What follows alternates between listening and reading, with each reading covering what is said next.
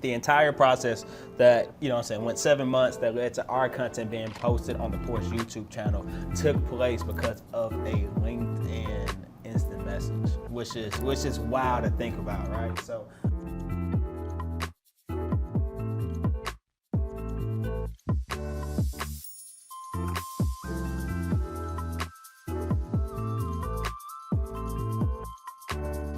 How's it going, guys? Welcome to another episode of Secrets of Silent Success. Today we have the one and only Travis Ellison once again.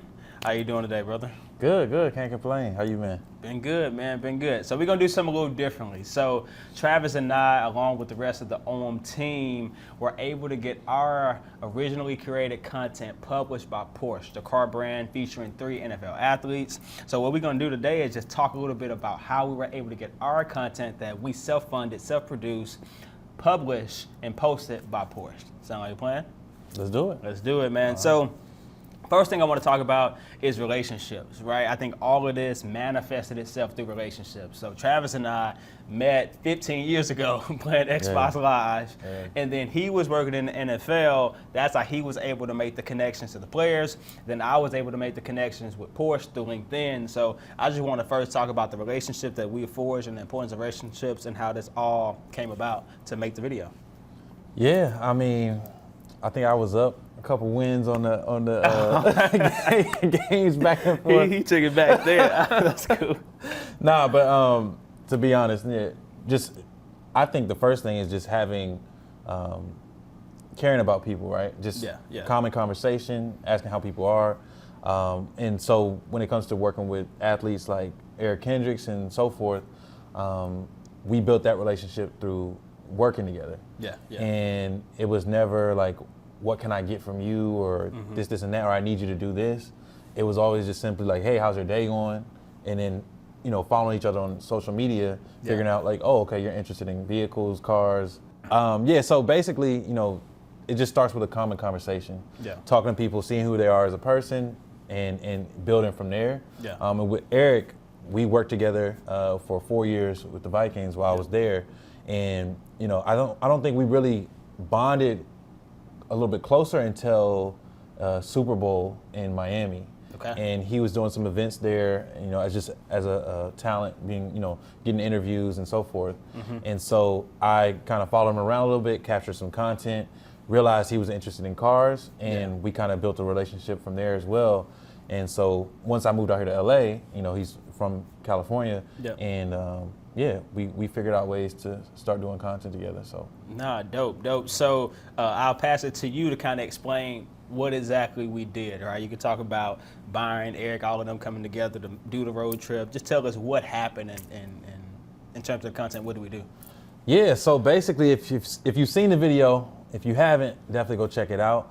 Shameless plug, the long road from field to track on Porsche. Exactly. So I think one thing that's important to us is just being authentic. Yeah. And we figured out that these guys were interested in vehicles, interested in Porsche specifically, and they were going to do a drive in California, Pacific Coast Highway. Yes, PCH is what they call it, right? So they got together and they had some additional friends there that were also, they owned Porsches, and it was just a fun day out driving, So a lot of help from your team as well, and it's all coming together. Got the cameras, got the car rig going, and all of that stuff. And so basically, we just told a story of some friends getting together in the off season and taking a ride in their vehicles. So I spoke a little bit about what we created, but can you talk a little bit about how important it is to have a goal in mind going into content creation? Yeah. So I know when we first spoke to Kendricks, he was like, me and some of my buddies, we come out to California every year. We ship our cars out and we drive our Porsches up Pacific Coast Highway, as Travis just said. And I was like, so what we doing with this content, right? I know we can just go out there and have fun with friends, but I think we got an opportunity here. I am a Porsche fan myself. That's my dream car, right? So I go on Porsche YouTube page and I saw that they do original content. And I'm like, hey, Eric, I think we can get this on Porsche's channel. I think we can get this published by Porsche. So he started getting with his agent, some of his people early on before we ever shot the content to see how we could potentially get it, published. And we really didn't make any inroads that way, but hey, we started with that end goal in mind. So the entire time that we're filming, the entire time that I'm editing, we're making music, right? We're selecting, the tempo, the pacing, the character behind the video. I'm like, I'm doing all of this to be on Porsche's YouTube. Like literally, that's the only thing that I wanted. And so my entire outlook on the project and the way that I said we filmed and we edited was with the end goal in mind of being on the Porsche YouTube page when we had never talked to anyone that worked at Porsche, right? So I think that was really important to start with that end goal in mind because it dictated how we moved throughout the entire process. I don't know if you want to add anything to that. Yeah, I'll just add the fact that I always talk about mindset, and that was the goal, right? Yeah. But we never once said, oh, this isn't going to work, or it may not happen. Obviously that's a potential, right? Sure. But for us, it was going to happen, and that was in our mindset. And then from there, we took all the steps necessary and beyond to make sure it happened. It was a 7-month process. So I think we shot in April. We didn't get the content posted to November. And there was a lot of times we could have been like, man, let's just put it out. Kendrick's has a YouTube, or hey, we can maybe start our own YouTube. But it was like, nah, man, we got a goal of getting this on Porsche's YouTube. Let's see it through, no matter what it took. And so I think that's kind of how we got here. I would ask you, right? You talked about building these relationships with these NFL players. What did you do to gain their trust, right? We got kind of like a VIP into their little inner circle. You're talking about 3 professional athletes with their $500,000 cars just hanging out as buddies. We were able to get a VIP look into that. What do you think you did to be able to build that trust with Kendricks, with Daniil, for them to be like, hey, let me hit up Travis when I want something? Right. Yeah, I think the trust is built just by them seeing my work ethic, seeing the content on my page, because we follow each other on Instagram and so forth. And checking in to see how people are doing versus just, hey, I need you to do this, or hey, can you do this, or those type of things. But I also think it comes from our interest was their interest, and like our interest is like, what do you want to do? Yeah. How can we help you? Yeah. Instead of like, I need you to do this. So building that trust, that's one way. But then also building the trust came from just them knowing that they had the opportunity to, if there was something they didn't want involved, if they wanted us to take a step back, give them their space, they had that option. Yeah. It was never like, hey, once you say yes, we're doing this our way. Yeah. It was a collaboration. Yeah, no, I'll say that for sure. Anytime I do a podcast, I'm always like, I'm on your team, right? I'm not a news outlet. I'm not a media outlet. Hey, I'm a partner with you in the media content. And so anything that we do, I'm going to show it to you first. Hey, you're going to have right to approve or deny us putting this or publishing this. And I think that helps a lot for someone with their status, because their messaging can get skewed all the time, right? They can be endorsed by things they didn't even do. And Mr. Stanley back there slacking on the camera, not even giving me my shout time right now. I'm like, come on, man. Let me switch the camera real quick. I'm gonna leave that cut in there when we edit it to show that he didn't get the cut right. No, but I would say, so the video, we ended up publishing the video on Thanksgiving of 2022. I think it did very well. I think we're over 290,000 views right now. One of the most amazing things were the hundreds of comments that we got, and so how impactful those comments were. But what were your thoughts and feelings about the outcome of the video when you seen it get published and all that good stuff? I think, to be honest, I still haven't realized the magnitude of what we did. Okay. Because to us it's just work. It's an opportunity. Obviously, we're already it's a looking big at the success. next one too. Yeah, we're looking at what's next. Yeah. I think it was a big success. It always feels good to have a vision in mind and then actually see it all the way through. Yeah. I owe a lot of that to you because you did so much communication back and forth.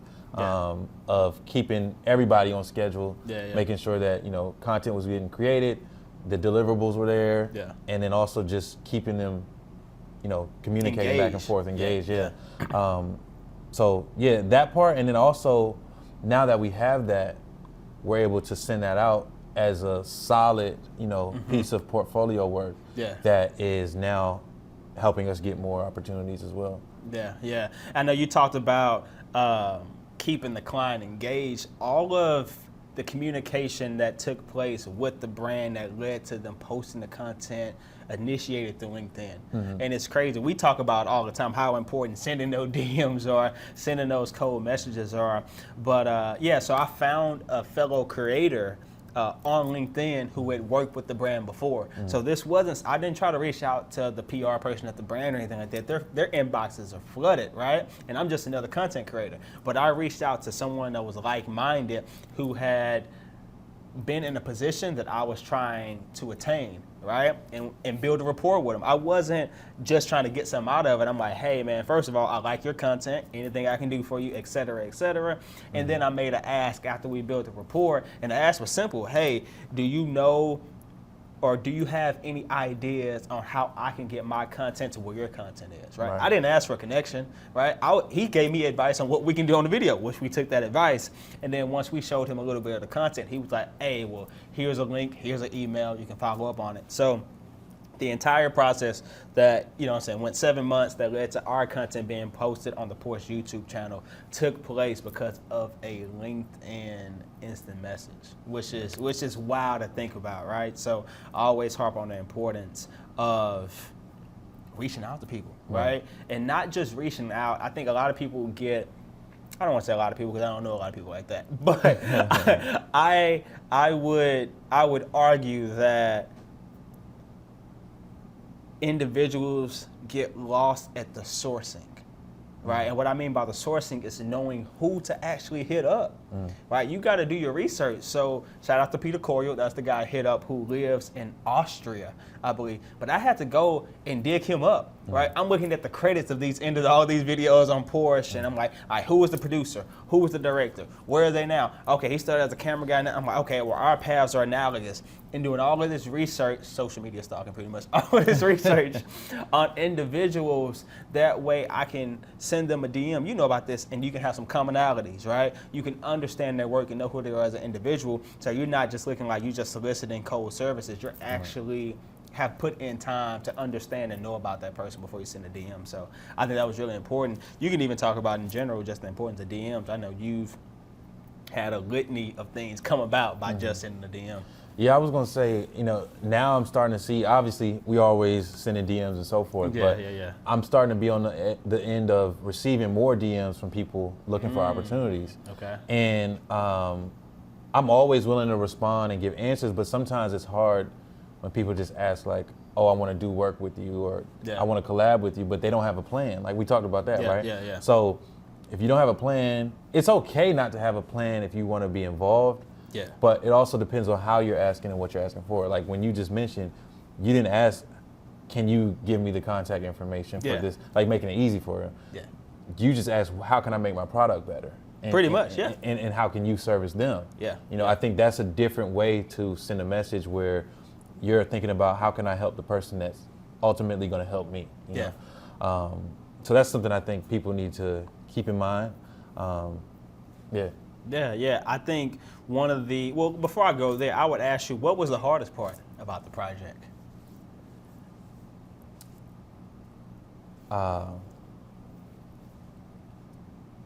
It was easy.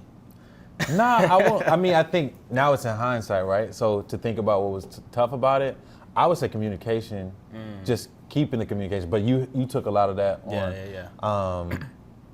You know, digging through what we didn't know. You know, before this, we had not done something like this before. Yep. So taking all those steps to learn the new things and where we may have made a mistake, but how we came back from that mistake and improved on it. You know, all of those parts. I wouldn't say they were hard. It was just part of the process. Yeah.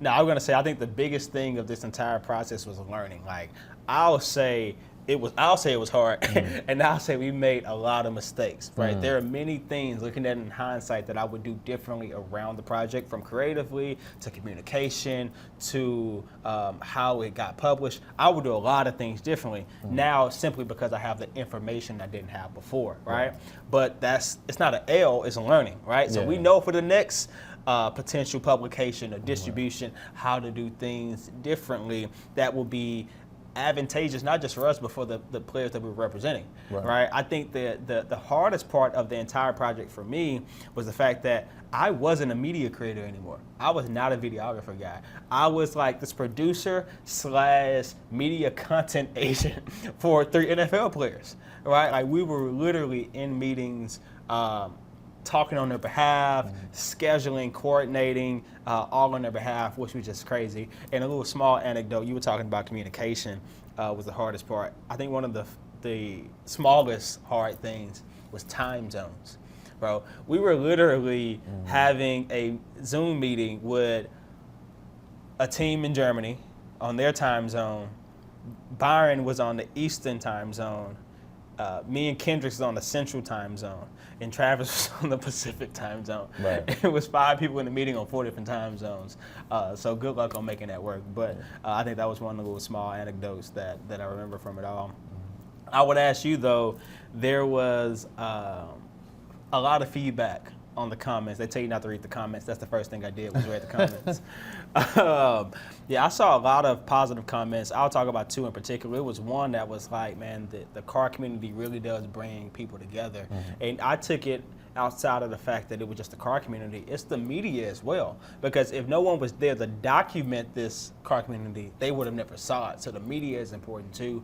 And just hearing about, individuals say like, hey man, I just got my PhD and I just bought my house. I just got my first Porsche, and this was super inspiring because Byron was talking about it's 5 levels to this, right? Like you start here in college, you become a professional, then you excel as a professional, so on and so forth. I think for me, what was really important was the fact that what we do, what we create, doesn't just look cool, right? It doesn't just sound cool. It's not just a cool opportunity, but it can actually have a tangible impact on somebody who watched this. Which I know when I was in school, making films, making videos, taking pictures, like I never thought about a bigger impact, right? Obviously, we're doing this podcast. I think about a bigger impact now with my words, but I didn't think about a bigger impact of what I'm doing behind the camera.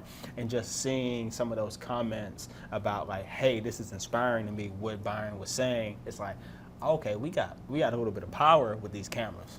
Right. No, I think it's very important. There's a documentary, I can't remember the name of it right now. I think it's Choice of Weapon.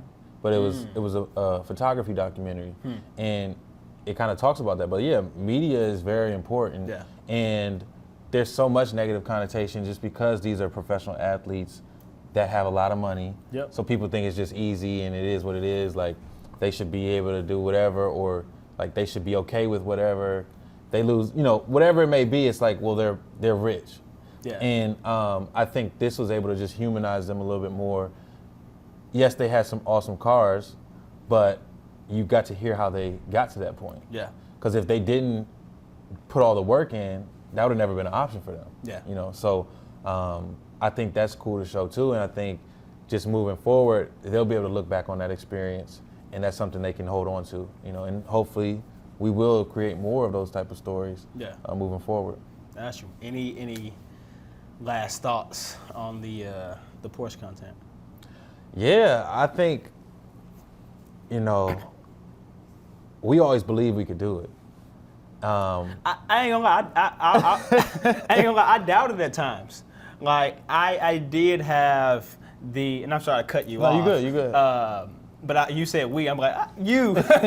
I doubted at times. Obviously, I had the idea of wanting to be on the Porsche YouTube page. So everything that I did to construct the video was like, hey, with the intentionality of being on a Porsche YouTube page. But even when we sent over the examples, and I'm watching the Vimeo link, like, oh, okay, I got to watch in Atlanta. Oh, I got to watch in Austria. When I'm like, hey, they're watching this content, but we're not hearing anything back. No news is good news. But hey, those thoughts in your mind start racing, and you're like, I don't know if we were good enough. Right? And then for us, we knew that as much intention that we had behind the project, I'll be honest, it wasn't our best work either, just because of we're flying in, we're just using the equipment that we got, we're not renting anything. This is the first time we ever did anything with a camera car. It took 2.5 hours to set up the camera card, so we didn't get some of the footage that we wanted. It was a lot of roadblocks and challenges along the way to making the content. So I'm like, okay, this content may not be the best content that we could have put out there. So we're waiting to hear back if they wanted to publish this on their YouTube page and on their social media channels. I'm like, I don't know if it was good enough. So I'll be honest, it was times that I did doubt.